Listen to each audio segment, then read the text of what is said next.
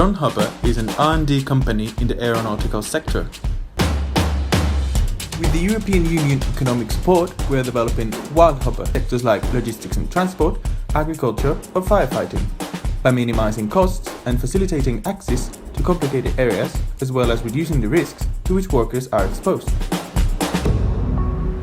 The modular architecture of the platform payload allows it to solve the different needs of aerial operation. Logistics will have a new ally, as it can be used for transporting parcels between hubs.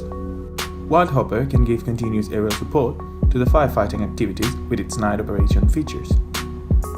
The platform is able to reach areas with difficult access. I spent long periods of time in Galicia, where we often suffer wildfires.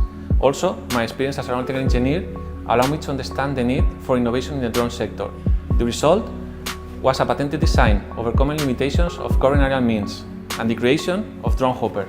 It's estimated that by 2050, the industrial drone fleet in Europe and the US will comprise more than 1 million units and generate $50 billion per year in product and service revenues. Your funds will help us to accelerate our go-to-market plan, focusing on evolving our platforms in the right direction, as well as talent acquisition so that our employees remain our greatest asset. Join us in our journey.